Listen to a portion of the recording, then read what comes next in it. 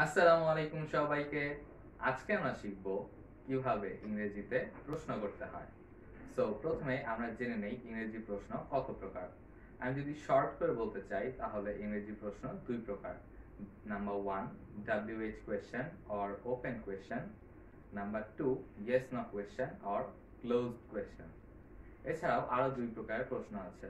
Number 3 tag question, এটাও আমরা সবাই অনেক পরিচিত। Number 4 intonation question. এই ইন্টোনেশন কোয়েশ্চেনটা আসলে অন্যান্য কোয়েশ্চেনের মতো না, এটা আপনার টোনের উপর নির্ভর করবে যে এটা ইন্টোনেশন কোয়েশ্চেন। সো চলুন একটা একটা এক্সপ্লোর করি। Number 1 WH question. এই কোয়েশ্চেনগুলো WH ওয়ার্ড দ্বারা গঠিত হয়।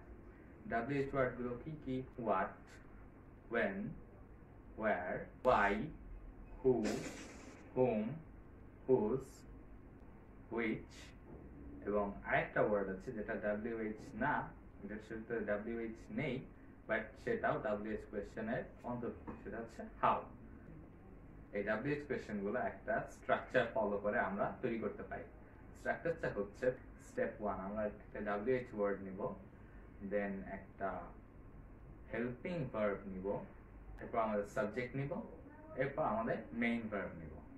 যেমন আমরা বানাতে পারি what is your name, where do you live, how old are you। খেয়াল করে দেখবেন এই WH কোয়েশ্চেনগুলোর অ্যান্সার কিন্তু আমরা একটা ওয়ার্ড কিংবা ইয়েস নো এভাবে উত্তর দিতে পারি না। এই জন্যই এই কোয়েশ্চেনগুলোকে বলা হয় open question. Next number 2 yes no question or closed question. এই কোয়েশ্চেনগুলোতে আমরা আগে যে স্ট্রাকচারটি ইউজ করেছিলাম সেই স্ট্রাকচারটি ইউজ করতে পারবো, কিন্তু আমাদের এই প্রথম স্টেপটা লাগবে না।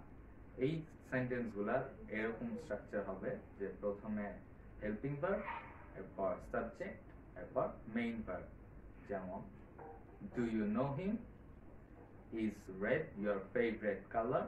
খেয়াল করে দেখবেন এই কোয়েশ্চেনগুলো কিন্তু আমরা ইয়েস নো এরকম একটা ওয়ার্ড দিয়ে অ্যান্সার করে ফেলতে পারছি। সো এই জন্য এই কোয়েশ্চেনগুলোকে বলা হয় closed question. Number 3 tag question. এই ট্যাগ কোয়েশ্চেন গুলো আগের স্ট্রাকচারটা ফলো করবে না। ট্যাগ কোয়েশ্চেনের প্রথমে একটা আমাদের সেন্টেন্স থাকবে, দেন আমাদের ট্যাগ কোয়েশ্চেনটা থাকবে। যেমন red is your favourite colour, isn't it. এখানে সেন্টেন্সটা যদি আমাদের অ্যাফার্মেটিভ হয় তাহলে আমাদের ট্যাগ হবে নেগেটিভ, আর যদি আমাদের সেন্টেন্স নেগেটিভ হয় তাহলে আমাদের ট্যাগ হবে অ্যাফার্মেটিভ। যেমন আমরা যদি এই সেন্টেন্সটাকে নেগেটিভ করে দিই তাহলে আমরা বলতে পারি red is not your favourite colour, is it. অথবা অনেকে আবার ইজন্ট ইট এর বদলে রাইট ও ইউজ করে, যেমন red is your favourite colour, right. Number 4 intonation question. এই ধরনের কোয়েশ্চেনগুলা নর্মাল কোয়েশ্চেনের মতো না। এই কোয়েশ্চেনটা আপনার টোনের উপর নির্ভর করে। এই কোয়েশ্চেন আপনার নর্মাল অ্যাসার্টিভ সেন্টেন্সের মতোই হতে পারে। যেমন red is your favourite colour, অথবা ইউ নো হিম, অথবা দিস ইজ ইয়োর কার। এগুলা কিন্তু কোনোটাই স্ট্রাকচারই একদম ইন্টারোগেটিভ সেন্টেন্সের মতো না। এগুলোর প্যাটার্ন অ্যাসার্টিভ সেন্টেন্সের মতো, জাস্ট আপনার টোনের উপর নির্ভর করে এটা ইন্টারোগেটিভ সেন্টেন্স হয়ে যাবে। সো চলুন এবার একটা সেন্টেন্স নেই, একটা সেন্টেন্সকে আমরা 4টা কোয়েশ্চেন বানাবো। যেমন red is my favorite color. এবার number 1 WH question. What is your favorite color? Number 2 yes no question. Is red your favorite color? Number 3 tag question.